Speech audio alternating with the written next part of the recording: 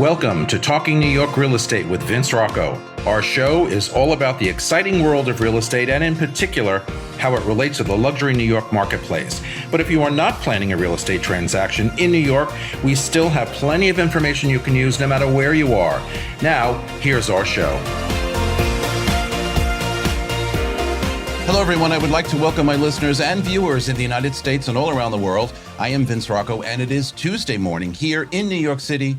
So let's go behind the headlines and get the real story. But first, this is Talking New York Real Estate, the state of our industry.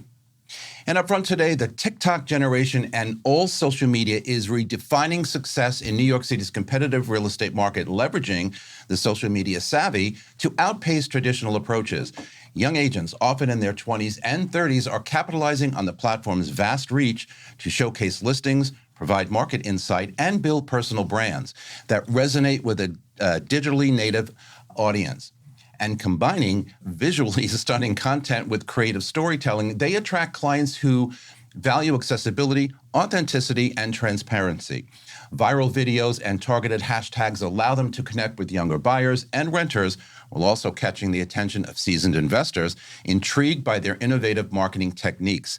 This approach not only boosts their visibility, but also fosters trust and engagement, providing that adaptability and a strong online presence that can lead to significant success in the ever-evolving New York City real estate landscape.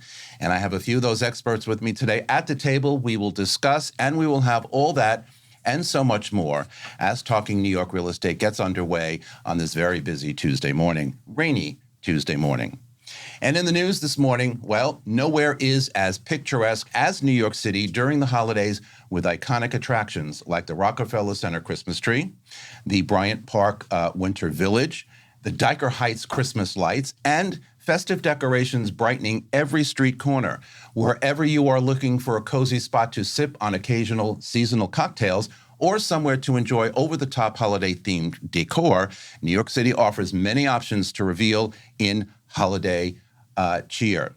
And if you would like to live in a grand Upper West Side mansion for less than $1 million, this four-room co-op at 280 West End Avenue rises to the occasion. It was built in 1887, the stately Romanesque revival mansion, once the home of the son and widow of President Ulysses S. Grant, according to the listing, holds a price of $839,000. It's key to Manhattan Mansion, living in the form of a one-bedroom home with an elegantly rounded bay window. That's interesting. And if you are looking for the perfect home in a historic townhouse in the West Village, you are definitely not alone. This two-family home at 12 Leroy Street embodies the dream with 4,300 square feet of tranquil interior space in the endlessly charming vicinity of Bleecker and Bedford Streets. Asking $8.75 million, the 20-foot wide property consists of a garden apartment and 4 renovated upper floors accessible via private elevator, several terraces, and a suitably enchanting landscape garden in the rear. Private equity honcho Jeffrey Leeds, the founder of Leeds Equity Partners, and his wife have relisted their duplex at New York's famed 740 Park Avenue for $24 million. That's down from $28.5 million. That ask was last year, according to StreetEasy. The high-gloss Upper East Side building is where Jackie Kennedy Onassis spent most of her childhood, as her maternal grandfather, James Thomas Lee, was the building's developer, and it is where the titans of industry have called home for many years. It has long had the reputation as one of New York's most elite co-ops. The Leeds bought the 5-bedroom pre-war dwelling for $22.5 million in 2016. And finally, Golden Globe-winning actor Richard Gere has just sold the New Canaan property he purchased 2 years ago from multi-Grammy-winning singer and songwriter Paul Simon. The deal appears to have taken place off-market, and while the identity of the new owner isn't immediately clear, the sale came at a slight loss for the Pretty Woman star. Property records show the home traded hands for $10.75 million, but in 2022, Gere and his wife spent $10.8 million for the compound. No tears here for any lost money. And with me today at the table is Mike Bussey from Real New York City Apartments, Ada Jaziri from Brown Harris Stevens, and Ryan Martin from Douglas Elliman, and they join me now. Hi, it's Stephen Bailey from Roadway Moving and Storage. Listening to Vince Rocco, you know the right partner makes all the difference. At Roadway, we deliver an experience your clients will love. For specialized services and white glove care, choose Roadway. Want to learn more? Email me at stephen@roadwaymoving.com or visit roadwaymoving.com. Okay, hi everybody. We are back. So we're going to talk about social media a little bit today. We're going to talk a lot about TikTok and a lot of the applications that are buzzwords today. Blue Sky. I just joined Blue Sky, the alternative to X, or which was former Twitter. So there is a lot to be said for social media. There's a lot to be said for TikTok in general as it relates to our industry here in New York City real estate. Well, real estate anywhere. And if you are a TikTok user, you see lots of stuff come across, on a regular basis. I'm not even going to say daily basis, but on a regular basis, by agents who are showing property tours, rentals, sales, luxury, whatever it may be. You've got it. And we're going to talk to Mike in a little bit about his success on TikTok because, quite frankly, it's a jumbo success. But Ada, let me start with you because you've got such a storied background. Okay. I'm proud of you. I met him in real estate school a while ago. Tell us a little bit about your past career, how it kind of relates to where you are today, and why did you choose to pursue a career in real estate and in New York City, of all places, the most competitive market in the world? Well, first and foremost, thank you so much for having us, Vince. I think it's an honor and a privilege to be here. I was a pro soccer player 15 years, and when you're in it and that's all you've ever done. You don't look that old. I am old. 36, and I wish. It was something I always dreamt about, going the pro route. That was all that ever mattered to me, and worked day and night to accomplish it. And then I did it for 15 years pro. And then you have to reinvent yourself. Tell us where you did it.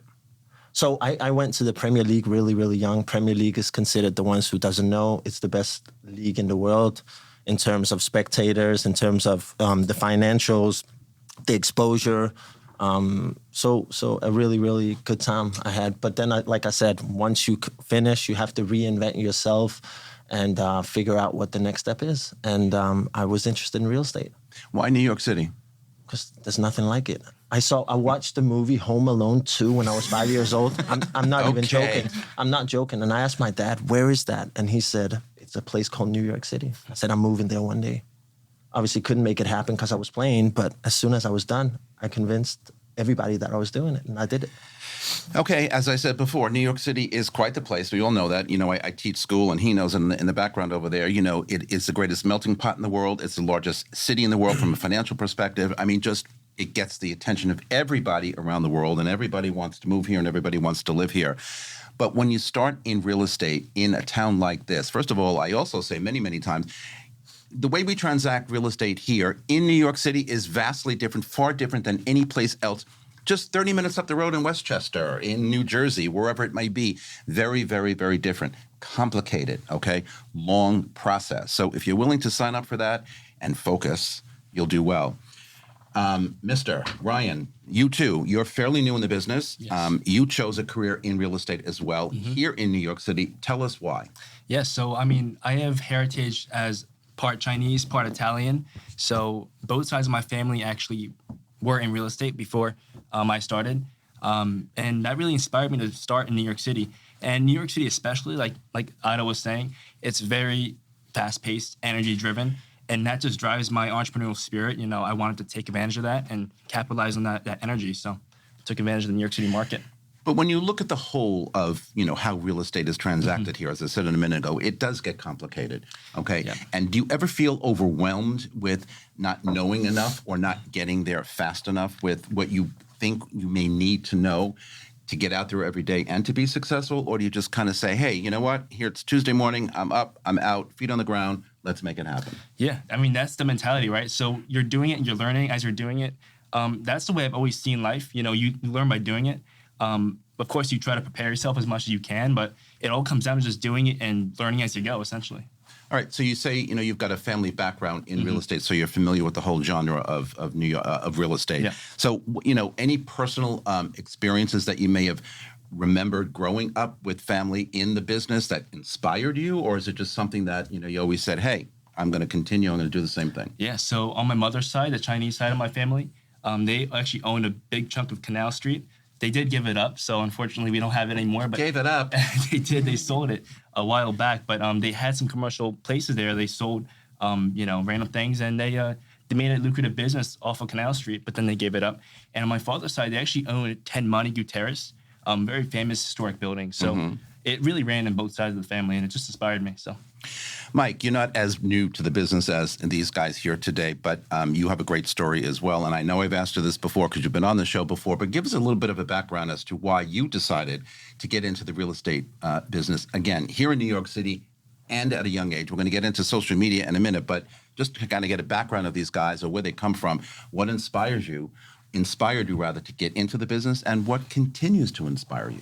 Yeah, so I got into real estate out of necessity. Like same as you, I just wanted to move to New York. I went to college in Massachusetts and I hated it.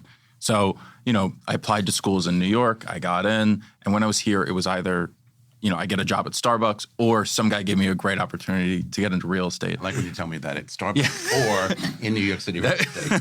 Very, very close. Yeah. I mean, both sales, And, I took the opportunity to get into real estate, and I didn't know how long it would last. Now I'm really in it. It's been, 3.5 years, give or take. And so not a terribly long time, but I love it. I don't know what else I would do. I recently had a conversation. They asked me, what would you do if you weren't in real estate? I'd probably be unemployed. I don't know what I would do, genuinely. So I stay in it. It's the most entertaining job you could ever have. You're constantly engaging with your people. To be in it is to win it. You have to stay. This is a career, I think, that once you get into it, you have to stay in it to find that long-term success. None of this happens overnight. None of this happens tomorrow. And for those who say, "Oh, I'm going to kill it this year one," well, maybe you do. Hopefully you do, but probably not. You've got to stick it out.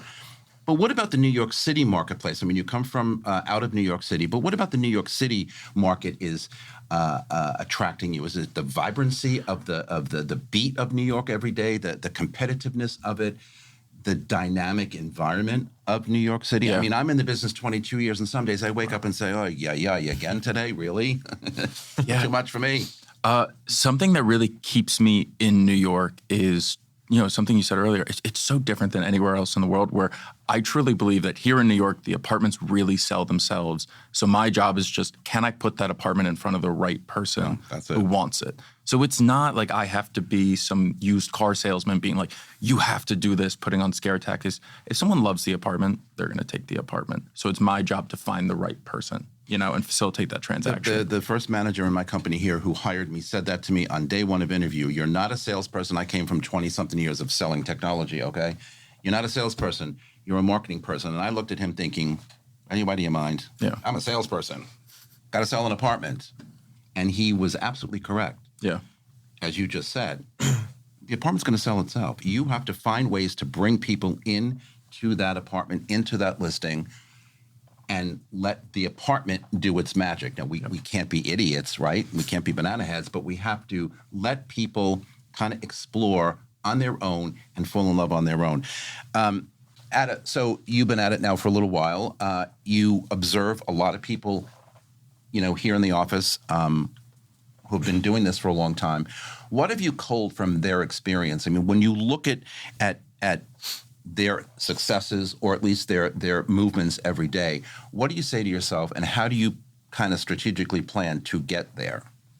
I think it's like anything else, right? I think if you want to reach the top, you have to really put in the hours. I try to be the first one in every single day. I turn on the lights, and then being around the big brokers, I go knock on the doors. I ask questions. Everybody here at Brown Harris Stevens, thankfully, are so wonderful and are willing to help. So that's really good. And does it inspire you to kind of say, "Hey, I think I made the right choice. Hey, I think I want to continue moving forward. I'm going to kill this at one point"? Or does it just say, I'm still in my learning phase? Or both, actually? Well, I've always dreamt big. I don't think you should enter any business unless you shoot for the skies, right? So the same way I succeeded in soccer, I'm going to succeed in real estate, which is, you put in the hours, you learn, you stay humble. And then I think eventually people will see what you bring to the table. And it's just about being patient and being able to listen and learn. That's it. Ryan, so based on what Ada just said, how we learn this business. I mean, any career that we get into, we have to learn the business. I was a salesperson in technology. I knew nothing about technology, okay? So you learn it. So how did you prepare? Education, mentorship, whatever. How did you prepare to be in this field at a young age?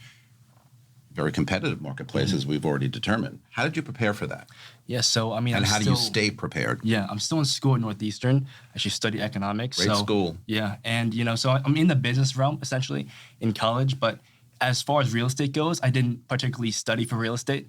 I just took the test, passed it my first try, and it's good just getting in the market and just learning how to do it. And when you're around all these big brokers at a big office, it really does help, and it helps you learn all the tricks and tips on how to do it. And you're working with an experienced, very successful agent Exactly, yeah. at Douglas Elliman, who I guess you can say is a mentor when you need that. 100%, yeah. Correct. Yeah. We have a guest behind the camera here who you can't see, but we were talking about it the other day in school, where you learn not from the books. Okay, anybody can go and take a sales 101 class in whatever it is you're going to be selling at one point, but it's feet on the street. It's on the job training. On the job training. There's a phrase that I used to hear in corporate world forever.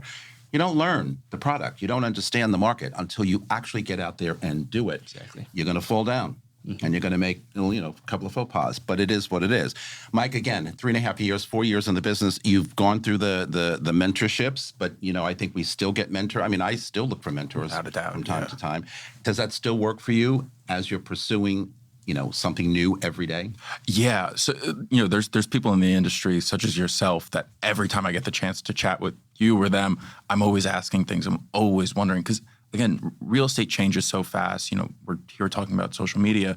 Social media really flipped real estate on its head. It's become a very different environment. So I'm always learning, trying to understand. Because, again, in my opinion, 4 years in the industry is not enough to become like the expert. So maybe in 10 years, ask me the same question. Hey, listen, like I said before, 22 years in the industry, and I still look for mentorship. I still ask questions. I mean, if you can't feel comfortable asking a question, we don't know everything. We absolutely don't know everything. So you need to find out, especially, in our industry when we go into different neighborhoods, brand new neighborhoods, right? Different price points. Yeah. Every client in a different neighborhood in a different price point is different, right? You're selling a $5 million apartment, that client's going to be a lot different than a $500,000 studio, right? Oh, absolutely. The $500,000 studio person probably hasn't been around very long. Maybe that was their first foray into, the New York City marketplace. $5 million, they probably started with a studio and, moved up along the line. So we've got to align our approach to people based on that. But, there are challenges too, and I see challenges in even after 20 years in the business for me. What challenges do you see out there that maybe you feel like you can't overcome or you will over time? Are there any? So we're really diving heavily into sales. It's, we genuinely became experts in rentals. It's, you're kind of doing it in your sleep at some point. So a big challenge for us is really understanding how do we become the best in the sales process? How do we have a client reach out with a $10 million budget and within the first 3 tours show them, like, I know what you want, I know how you want to buy, I know what's best for you. So that's a big challenge that we're facing right now. But, in a year, I'm sure. That's newness. Yeah, right? exactly. That's something new. That's expanding. That's growth. And we talk about growth all the time, right? In any industry that we're in. So growth is what do I say? Life has changed. Growth is optional. Yeah. Right? So you're either going to grow because you want to or you need to or you're not. Life changes. So you either grow with it or you don't. All right, we've got to take a break. We're coming right back after these messages. We're going to get into TikTok. We're going to get into Instagram, social media, and the success of these agents right after this. Don't go anywhere. This is Talking New York Real Estate on the More Network. We'll be right back. The Everset provides full-service staging and furniture rental solutions in the New York area. For more information, please visit us at staging.theeverset.com or email us at staging@theeverset.com to request a free proposal. Okay, everybody, we are back. So, Ryan, let me ask you, are there specific skills or traits that, before we get into social media, specific skills or traits that you believe are essential for young agents, right? You're still learning, learning how to, walk the streets, as I say. But are there any, essential skills that younger agents need to kind of adopt to kind of get through their day? Yeah. Trying to find business, but also navigating along with the more experienced agents out there that you bump into or run into? It's complicated because many people have to have the traits to even participate in real estate at such a young age. I would say it's mostly just having that energy, bringing it every single day, and be able to hustle, in the New York City market. it's tough for many people to actually keep up with the fast pace. You know, if you're doing buyer tours in Manhattan, you're driving buyers around. It's very complicated to find parking per se, right? Just a little bit, right? And just a little bit. Yeah, I don't do that, but yes, just a little bit. It is very tricky, and you have to have that fast-paced grit to you to keep up with the market and the changing trends of it. So, Ada, what about you? What kind of, in your mind, just beginning, what are some of the essential skills that you think younger agents in the business need to have? Well, I think, me starting out, I just moved to New York 6 months ago too. So you want to build a network for me. And on top of that, you have to learn a brand new business, which has been challenging, but again, I'm invested in the long term. I'm invested in my personal growth always, whether it's real estate, whether it was soccer, I'm always trying to improve. And yeah, so that's what I think. Aside from the real estate industry, because I look at some of your social media stuff, and are you loving New York City? Only being here 6 months? I mean, there's nothing like it, right? I tell my wife, I've been to 77 countries. I don't know how many cities, but this city just gives me, it's everything. I can see that in your postings, and I can see that, whenever I talk to you. And this is why it is, the city of, I call it the city of angels, okay? Everybody wants to be here. Everybody needs to be here. And for that beat and that buzz and that vibe. What about you, Mike? What would be the essential characteristics of a younger agent to become successful? Again, you're at it longer than these guys are. You've formulated some kind of strategy. Yeah. So something that I always think about is I love when someone new comes into an industry and they don't know what questions have already been answered. So they're always trying a million different things, whether it worked in the past or not. So that was something great. I remember, when I started social media, the broker that I was working with was like, that's a horrible idea. Like, it's been tried, it never worked. But I was so new that I was like, I'm just going to try it. What am I going to lose? So, being willing to go in and learn, being willing to fail, being willing to, stress yourself out and kind of burn yourself out sometimes. I think that's what's going to make a great agent. Don't try too hard to burn yourself out because it sucks. But burnout's not fun. It's not fun. No, it's not fun. No. All right, look, we're going to talk about social media, and here's the guy to talk about it because I met him on social media. You actually came to me first, and we talk about that every time we do this show and every time Mike is here. I am so impressed with this guy. It's not even funny. How has social media, particularly TikTok, changed the way real estate is done here in New York City? Mike runs a very successful site called Real New York City Apartments, okay? So if you haven't found it, find it. And you'll learn everything you need to learn about New York City rentals. But, how has it changed the way we do business? Again, I'm in the business 22 years. Social media, you never even heard of the words, okay? Let alone spell the words, let alone, utilize platforms. You do it, and you do it expertly. How is it changing our market? Yeah, and I think from a permanent perspective. Okay. Oh, without a doubt. The introduction of video was a big thing for us. So I remember going on StreetEasy and all the photos were airbrushed. They put in fake furniture. It didn't represent the apartment where I would have buyers or renters go in and be like, where am I? Like, they would take a studio and put a bed, take the bed out and put a couch. So it looks like a one bedroom. Oh boy. So yeah. So what we did was, we went in, it's a 1 minute long video. There's no cuts. There's no editing really. Sometimes we'll speed it up if we have to.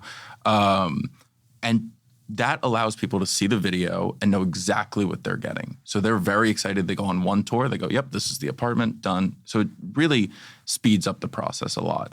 But more than anything, you have to know a lot about New York City to actually get to StreetEasy. When I was looking for a New York City apartment, I ended up on RentHop. I ended up on Facebook. But people are just naturally on Instagram, TikTok, YouTube. So it's really easy. I think we reached 40 million individual people in the past year. And a lot of them... I told you I was impressed. A lot of them, weren't even going on StreetEasy yet. They didn't even know about StreetEasy. No. So it's great. And it's a very global audience because New York City is such a global city. Half the time in our industry, people don't even know about StreetEasy, as you say, because they've never looked for an apartment before. And until someone tells them, oh, you're looking for an apartment, go on this app or that app.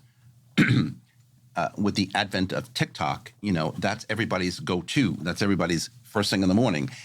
middle of the day, end of the day. So if they start seeing apartment things and they like, they're going to contact you. They're not even going to think that they need to go to a different application No, to exactly. find something. Yeah, right? and one other thing I always like to note is, we've built such a brand, and we've been so lucky to build such a brand that people want to work with us.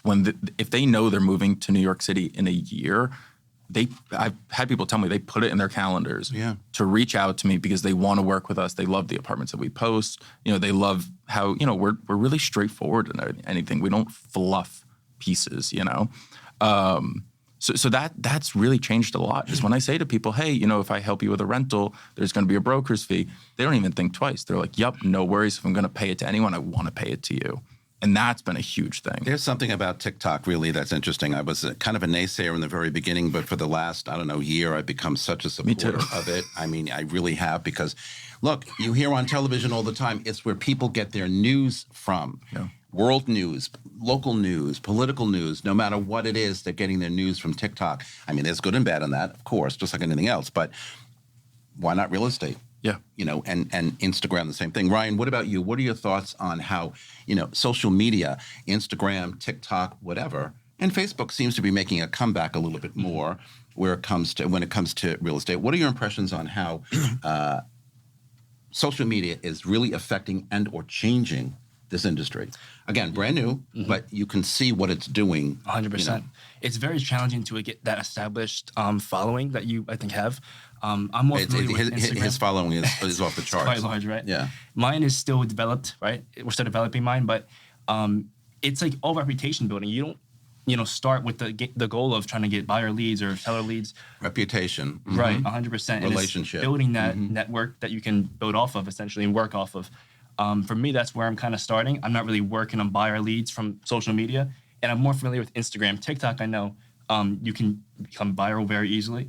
Instagram, it's a little bit trickier, but TikTok is a very useful tool in that sense. TikTok is phenomenal. Again, I've become quite the advocate of it. So, Ada, from your perspective too, social media is very important to all of us. Look, and it doesn't only have to be real estate. Social media is important in just letting people know who you are when you're building a reputation from scratch. When, I remember going on listing appointments years ago when social kind of just began. And people would say to me things like, and I apologize if I mentioned this on the show before, it seemed like you have a great relationship with your dog. And I'd be like, excuse me? And I thought, how do they know I have a dog? And sometimes they'd call out my dog's name, Jet, who's no longer with us. And then I'd be freaked out thinking, okay, what don't I know? And maybe my face told the story, and they'd come back and say, I saw you on Facebook, And you think about, when you have a new client, right, customer, buyer, whatever they are, what do? You Google them and you look them up, right? So if a seller is inviting me into their home to talk about selling their apartment, you don't think they're Googling you and looking you up? So aside from having presence on social media, that's very important, you got to do it right. What is your impression on how social media can and will continue to help us grow this business? To be honest with you, it's a little bit embarrassing because when I was an active soccer player, fans for the different teams I played for would always complain that I didn't have social media. Everybody else would. But they still liked you. They still liked me, but I never had it. And then I started in real estate. And the first thing that my sales manager, Itzy, told me, she's wonderful, by the way, she told me is... We love Itzy. Yeah, you need to be on social media is what she told me, because that's how you get your name out there. You have an interesting story. But if nobody knows you, that doesn't matter. So slowly I'm starting, I still think the majority of my network doesn't still know that I'm doing real estate. They still consider me as the soccer player. So it's going to take some time. Well, and that's not a bad thing if they still consider you, a soccer player. But when you transition from that super successful, career endeavor to a new career in real estate, I kind of think that's going to just flow right over. And you'll find that people will be very receptive of that. Look, as I've told our guest who's behind the cameras here today, we are our own calling card. You can hand out a business card. You can hand out whatever you want to do. The card gets lost. It gets filed in a drawer, thrown in the garbage, whatever. But you are your own calling card, right? our reputation precedes us. So when you put yourself out there in ways that are memorable, and that's another word I love to use all the time, memorable, okay? We have to be memorable every time we leave the room. We have to be memorable every time we walk into a room. You know, in the past, it was more difficult because we didn't have social media. Today, we do. And today, we have that calling card to put out there. And people say to me all the time, but I'm not quite sure what I should post out there. And I think, okay, well, you are in a business, right? Where you're selling real estate or renting real estate, whatever it is, but you're also who you are. So aside from branding, and that's a topic for another show, we'll talk about that a little bit with Mike, but branding is important. And once you brand who you are, it's easier to put yourself out there, and it's easier to get the attention that you're looking for. Ryan, do you feel like you have any specific advantage by using social media over those who do not use social media? Because look, there's a whole pool of agents out there who have no interest in social media. I'm too old. I can't be bothered. I don't know what to do. I can't get from this screen to that screen. Okay, whatever. Yep. Advantages? So I'm still in college, Northeastern University. I have that. That flips me out, by the way. That network essentially of I people can't even who are remember always, those days. Yeah, but it gives me access to all those people who are regularly on Instagram or TikTok. And it gives me an edge in terms of how I can use that. I don't use it enough, I think. I got to further develop it, but I have access to that whole pool of people who are my age using that frequently. So, yes, you certainly do. And to tap into that, it's amazing. Mike, though, talking about content, okay, video, you mentioned it before, video, house tours, luxury homes versus, what I call the meat and potatoes listings. What are you seeing is trending more? As far as the content on TikTok? Is it luxury? Is it, just apartment tours? Yeah. That's a really great question. It's kind of like two bookends. Deals go super viral. I just did a video where I was like, this is a townhouse you could probably afford. It was $2 million, but it was still a beautiful 4-story townhouse. Yeah. And that got, 2 million views like instantly because everyone's like, oh, I can afford this. Most people can't afford $2 million, and I'm one of them, sadly. But you'll be there. Yeah, soon. You'll be there. You'll get no there. doubt about Absolutely. it. At the other end, a 2-bedroom apartment that's renting for $15,000 a month, people love that because people love views. They love the floor-to-ceiling windows. They love the luxury aspect. I think New York City is such a dynamic market, and it's so diverse that really anything that you post with consistency and quality will get views. Consistency is the key, and quality also for sure.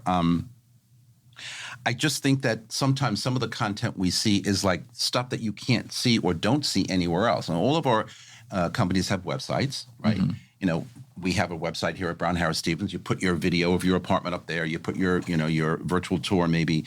But there's something about social media that resonates, right? Yeah. And it kind of sticks with people. They look at it. They may go back. I mean, I go back and look at your stuff a second time. Thank you. Well, I appreciate the extra view. Well, there you go. I want to be one of those 40 million. Okay? Yeah. But because, it resonates or it makes sense. Not everything, of course. If you're looking for a specific client, whatever, it does. But I just find the whole trending of, and trend is a funny word. I teach real estate trends in real estate school, and it's not the easiest class to teach. Yeah. Why? What is a trend? Mm-hmm. Right? How long do trends last? Yeah. I mean, in one day, it can completely change. So I don't necessarily know right now for me what the current trend is because I see so much. And that's the other thing I wanted to ask. On social media, whether it's TikTok, Instagram, whatever it is, why is it resonating so much with people? I mean, I like it because I'm in the industry and I can kind of relate to what my friends are doing and what other people are doing. But why is it resonating so much with people out there who have no idea what this industry is about? Because when you sign on to TikTok, for example, if you're not looking at a recipe, you're looking at real estate.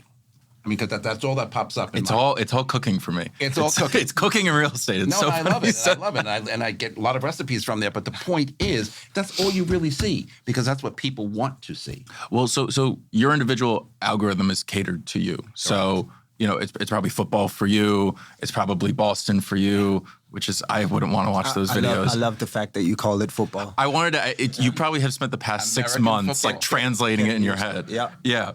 I said soccer when we first spoke, and I was like, oh God. Yeah. So your algorithm is going to be catered to you without a doubt.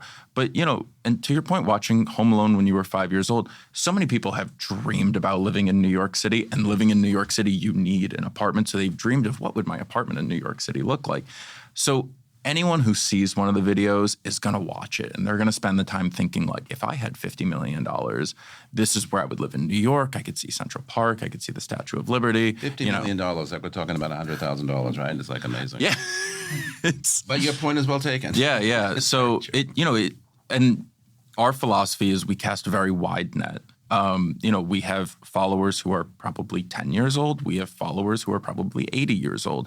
So we cast a really wide net where we I think, wanted to ask you about that, but go ahead. yeah, if we can create a video where anybody of any age, background, demographic, anything looks at it, they're going to want to watch it. If we show it to enough people, like I mentioned, at least one person out of, let's say 2 million people watch a video, at least one person is going to have the budget and the means and, the need for an apartment like that. So that's kind of our philosophy, is cast a really wide net, make it so entertaining that people can't click off, and you'll sell that apartment. Before I move on, age, okay, you brought up age. So you get lots and lots of views, as you said, from 10 years old to 80 years old or whatever. What is the actual age range of people saying or clicking, hey, Mike, I like this, or hey, Mike, I'm interested in this, or even just liking? Do you have a sense of their age by looking at their photograph or whatever? Yeah, just the people, like the true conversions, like the people that we've closed deals with, they tend to skew younger, which makes a lot of sense. It's the same thing, like, I'm sure 10 years ago, we were all a little iffy about buying something on Amazon, maybe 15 years ago now. It's a little weird, but So people true. nowadays are totally fine putting their info into a Who even form. thinks about it? It's like click. Yeah. So I find, older people tend to DM me instead. They won't use the intake form. So we always say anything over 5 million, I get a DM, or they call me, which is always a little weird when someone calls me, because my phone number isn't super easily accessible. My face isn't super easily accessible. We know that. Yeah. Getting better. So that's what we find. I think people on the younger end are a lot more comfortable kind of shopping online, so to speak. But yeah. But to tease you about the face and the phone number, I think, after thinking about this and knowing you for a while, I think your strategy is correct, actually. You think so? Thank you. I do. I'd like to see more of it, but I think your strategy is correct, because it really shouldn't be about you or what you look like, right? You're the expert. You're posting, you're showing tours, you're making yourself available for someone who wants to link with you to go and explore that further. So you know what? I am slowly agreeing that I think that probably works for you and should continue. Yeah, and it's not right. A little bit of both. Exactly. It's not right for everybody. Like I spoke with Bianca over at the Masters Division, and when she created the Masters Division, which is, I think, the number one team in New York City by volume, they are phenomenal. Awesome. She said to me, she was like, look, I wanted to make something that was bigger than myself. I didn't want it to be the Bianca team. Right. Same way I didn't want it to be like Mike. So Real NYC Just little Apartments. old me, Mike. That's all. So Real NYC Apartments it was accidental when I made it without my face. When my girlfriend made a logo, which we still use today, and I think is great. It worked out really well, because now when we have such unbelievable volume that I can't keep up with, if Jacob and Dalton, who work with me, if they reach out to a client, people don't bat an eye. They're not expecting to work with Mike. That's why I think it works for that reason, and we've talked about that before. But that's amazing. Yeah, because it absolutely is true. And it was dumb luck. Well, hey, that dumb luck works. How did you find your apartment here in New York City when you came here 6 months ago? I still can't believe it's only 6 months. 6.5 months ago. And I knew somebody who had a vacant place. I got lucky. It's in Brooklyn. And we're loving it there. But as I'm slowly realizing, if Manhattan is where I want to become a big agent and do really well, I have to be here. So the wifey and I have been looking for the past 10 days, and I know a really good agent named Ada, so we'll see. A real real estate agent. We're looking for someplace new. Isn't that something? All right, with that, we're going to take another break. We'll be back after these messages. More with these guys. Social media is the topic. TikTok. This is the Talking New York Real Estate on the More Network. Don't go anywhere. We're coming right back. This podcast is supported by the More Network, powered by Brown Harris Stevens. Real estate touches every aspect of our lives, from design and architecture to investing and the economy. Now there's a way to get all your real estate information in one place. The More Network. With more than 20 podcast and webcast series, the Mastery of Real Estate Network is powered by Brown Harris Stevens, one of the country's most distinguished brokerages. Discover advice from notable entrepreneurs, compelling topics, and access to top global real estate experts. Subscribe to their YouTube and Apple podcast channels by visiting GetMoreNetwork.com. And we are back. Okay, so Ryan, we talked about challenges. We talked about differentiating ourselves. You say that you need to get more of a presence, and you're building that presence on social media. But how do real estate firms, that we all work for, look at our being on social media? Do they want us to be there? And if so, how do you kind of sit back and strategize? What do I want to put out there? What do I want people to see? We're going to ask Mike in a minute about branding because he's done it expertly. How do you figure out what you want to show out there? And do you have guidelines from your company that you work for, or do you not? Yeah, so I don't think we have much guidelines as far as social media presence. They definitely do prefer it. I know my old office in Queens, the manager always pushed us to do, push for Instagram Reels and all that stuff, and just show our lives and look more familiar to just the daily person. Show our lives. Yeah. Yes, and I just, agree. Just like share what we do on a daily basis and look regular, right? We don't want to look like we're through a corporate lens.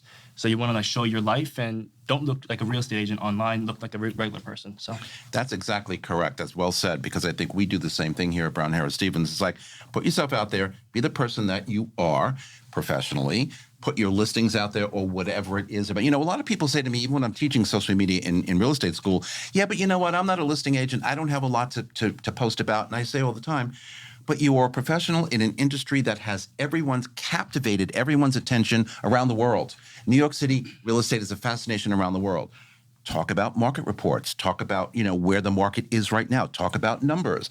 If you have a listing, that's great. If you're trying to attract buyers, put things out there that buyer will say, hey, he sounds like he's credible or she's credible. Maybe I want to work with him or her, right? You got to put it out there. Mike, talk a little bit about branding. I'm a big branding person. This show started 10 years ago, okay? And, I didn't necessarily start the show for branding purposes, but as the show kind of ran on down the road, I'm like, okay, so now I'm establishing a very well-established brand in New York City real estate, around the world in real estate in general. So the brand is so well-defined and has been now for many, many years.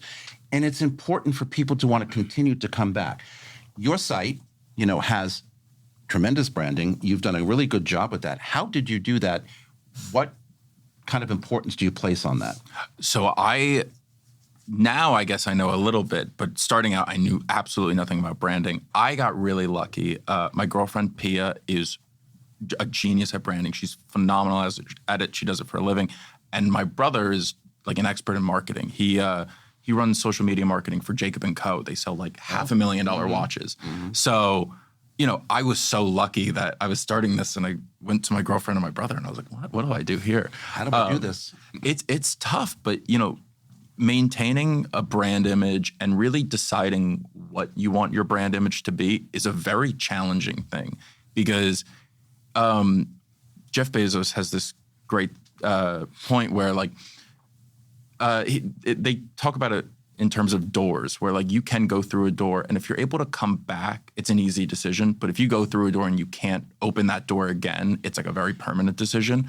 And branding is a very permanent decision sometimes, because, Real NYC Apartments, I can't change that name. I can't really change my logo because people know it now.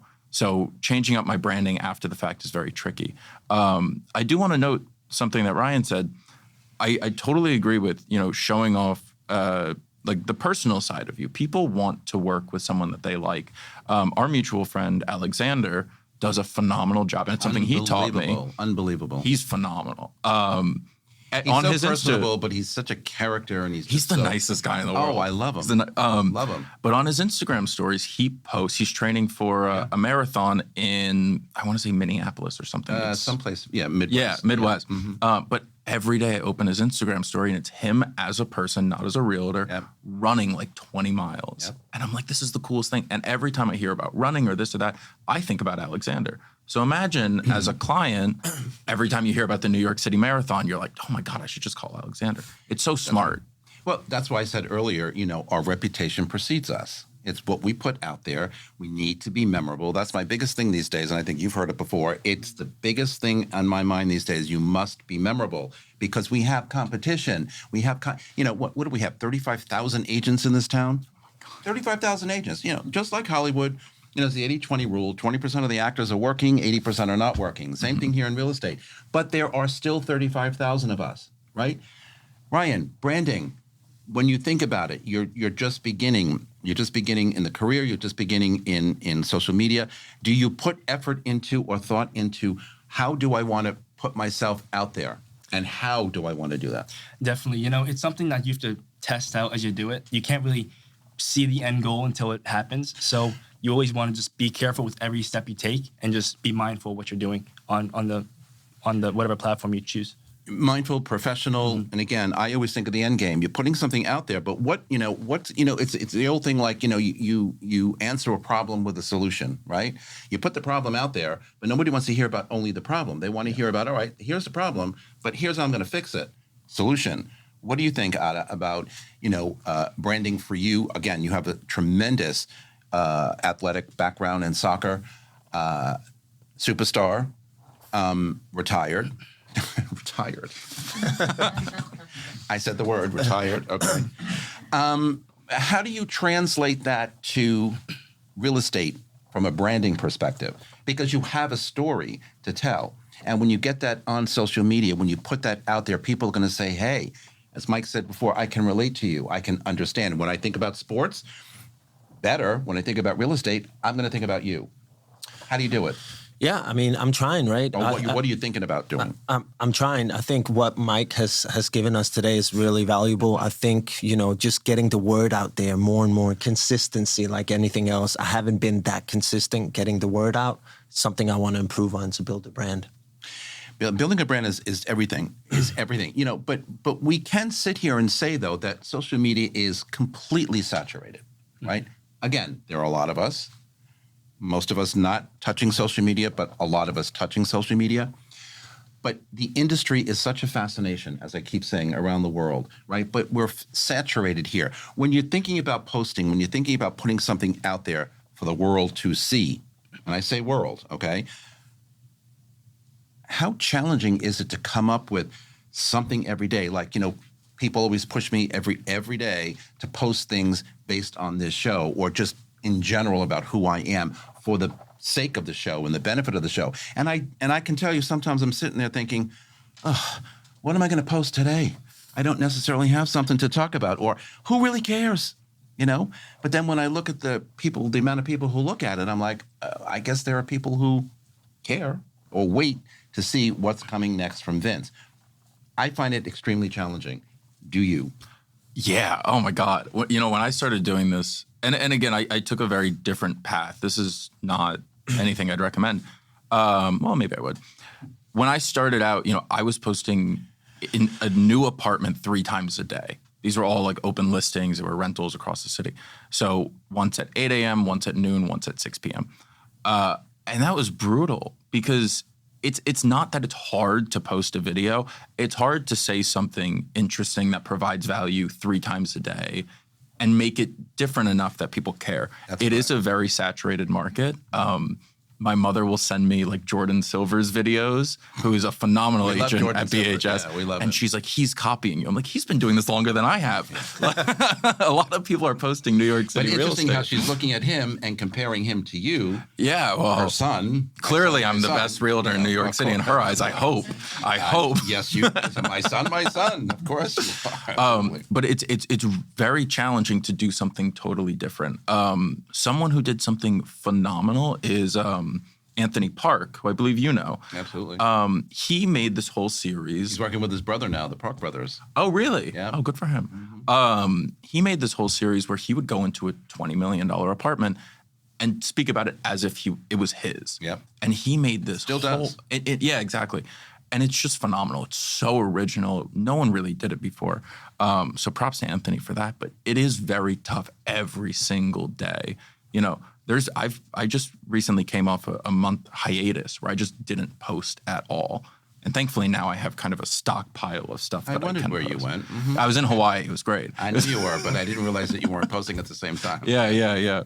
So it worked out well. But it's tough to answer your question. Yeah, no. It's very tough. But again, we establish credibility. We establish a persona, right? You know, I'm going to say something in the close that may, surprise people out there, not necessarily us. But one of the unfortunate things about, social media, I think, and probably TikTok, is the fact that the young folk who are really adopting these platforms so significantly, they're learning, they're growing up in the platform, and they're defining their own online persona, but at the same time, their own persona. So you've got to kind of watch a little bit as to how that's going to affect people long term. And we've all heard stories, but we'll talk about that after the break.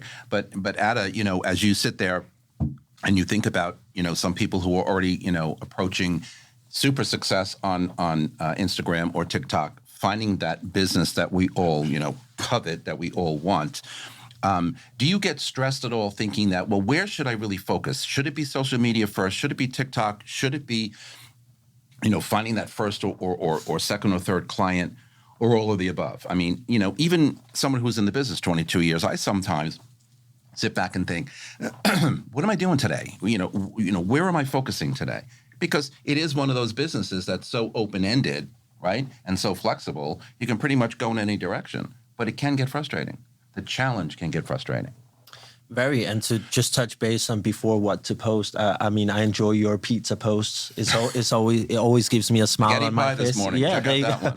There you go. But I think for somebody like me, I think it's about building the network, which is something I prioritize the most to start off with. I like Instagram and I post. I try to do it regularly, but right now for me, it's about knowing people, and yeah, that's it. Ryan, what's your long-term strategy? Long-term strategy, I would say just keep going with the flow, right? You have to just be quick to adapt to whatever comes your way, because you're never going to know what's coming your way. I like that word adapt, because you never know what's coming your way. But you find that challenging every day? It's kind of built into my personality. I feel like you have to have that aspect I suspect that is. Yeah, you have to have that to take on New York City, let alone real estate. So, yeah. Okay, and the frustration comes with what? Because as you indicated before, you're still at school at Northeastern, so you've got all that going on. You got finals coming up. You're working on a successful team at Douglas Elliman. How do you juggle that? It's a lot. I mean, like Mike said. I'd be going to bed at 7 o'clock at night. Okay, and I don't go to bed early. Yeah, that doesn't happen very frequently for me. But as Mike said, burnout is a big part of the industry, and really pushing to make a statement in the industry, you got to have a little burnout. And I just managed that burnout very well.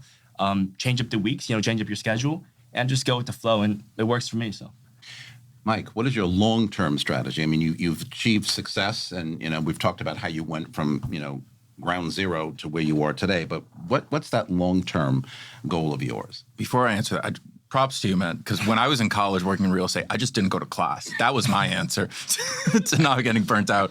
I could so see that. Me too. Hey, I had a 4.0. I just didn't need to go to class. I got lucky.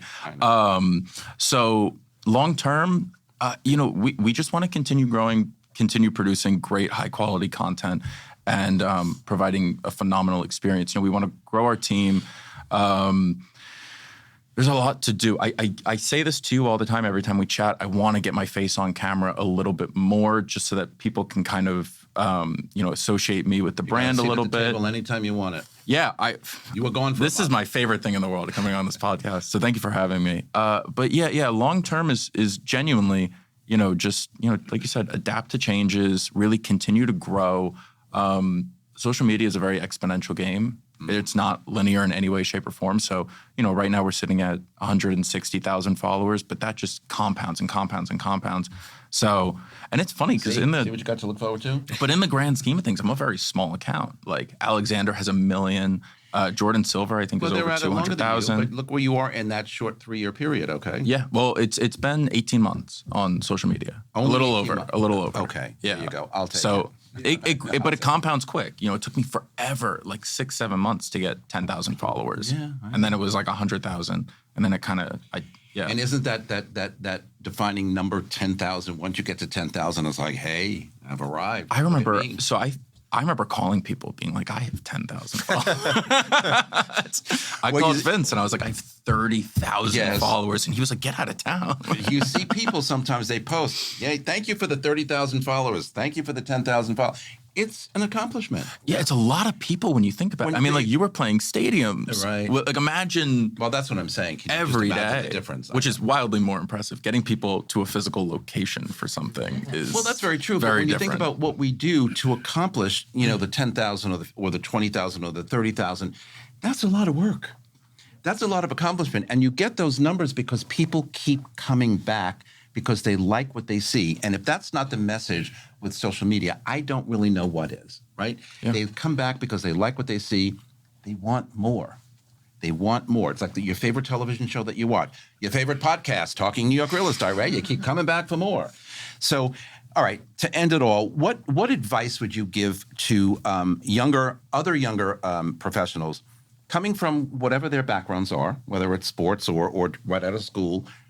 What advice would you give to anybody considering a career in New York City real estate, knowing all that you know right now after 6 months? Out of New York's real estate school, I knew this amazing woman who was so talented. She could have done amazing things, but she didn't. She thought it was going to be quick for her to make her first commission, and quickly she realized, I think 3-4 months in, that she wasn't making a dime, and she had to step out. So I think not having to have that paycheck right away is important. I've been very fortunate in my career that allows me to not stress about that from day one. And then I think You're not learning eating pork and beans. Okay, you can still have a good meal. and then take Vince Rocco out for Shake Shack like I did. I think it's a great thing because that's when you learn. You ask questions, and people are willing, especially here at Brown Harris Stevens, people are willing to take the time, sit with you, and really learn. We're fortunate. We're fortunate. Very fortunate. Very fortunate. Yeah, I agree with you, Ryan. Yeah, I would say similar to what you said. You have to think outside the box. You took Vince out to Shake Shack. That's very creative. The way I met my team I lead, love Shake Shack. We had a good time, right? We absolutely did. Yeah. and the way Those I met burgers can't be topped. the way I met my team lead, Gerard Smith. I just sent him an email out of nowhere saying I do his showings for free, and he said, come buy one of my rentals. I did. He liked my personality, my drive, and I just closed one rental after the other. So, just about thinking outside the box. You have a future, I can tell. Mike, what when people come up to you and say, "But Mike, you're so successful. What do I, That's never happened. That's never happened. What kind of advice can you give me as a brand new someone interested in coming into this field? Something that I wasn't told much when I started out, but I've found is to be the most important thing is real estate. In terms of working with other agents and brokers, is not a competition. It's a very collaborative industry. Oh, absolutely. So, something that I didn't do for 2 years was I never went to the broker lunches. I never went to the events. And now I realize that's where I meet the best people. Networking. Because absolutely. When I text, it's so easy. If I have a client looking for something very obscure, I have 30 people that I can text, go, hey, do you know anything? Do you have any ideas? And people are so willing to help because I do the same thing in return. I always send them clients or business or anything interesting. So really collaborate with other agents. It's going to make your life a lot easier, but it's going to make the situation a lot better for your clients. And that's our goal at the end of the day. We talked about that, right, in several of our conversations. The best way to learn the industry, the best way to network, the best way to learn who we are. It's more than just the apartment, right? It's about us. It's about loving your co-broker. It's about working with each other hand in hand. And I've said to Adam many times, you got to go to open house Sundays. Whether you have a client for that particular apartment, you just say, hey, I'm here to preview for a client. No one knows. That's how you learn. You want to go to a rental, same thing. I'm here to preview for a client. I did that for a very long time. My company at the time used to have tours every Thursday that took us around for an hour or 2 hours in different neighborhoods where we went to other agents' listings. It was a broker tour open houses every Thursday on the Upper West Side, Upper East Side, wherever it was. That's how I learned the inventory, because if you want to be successful in this business, it's more than just, knowing, the detail. You have to know the inventory. You have to know what apartments look like, how they stack in a building, et cetera, et cetera. You only find that out if you do it on tours and networking and whatever. All right, we are coming right back with my thoughts for the week right after these messages. Don't go anywhere. Hi, it's Stephen Bailey from Roadway Moving and Storage. Listening to Vince Rocco, you know the right partner makes all the difference. At Roadway, we deliver an experience your clients will love. For specialized services and white glove care, choose Roadway. Want to learn more? Email me at steven@roadwaymoving.com or visit roadwaymoving.com.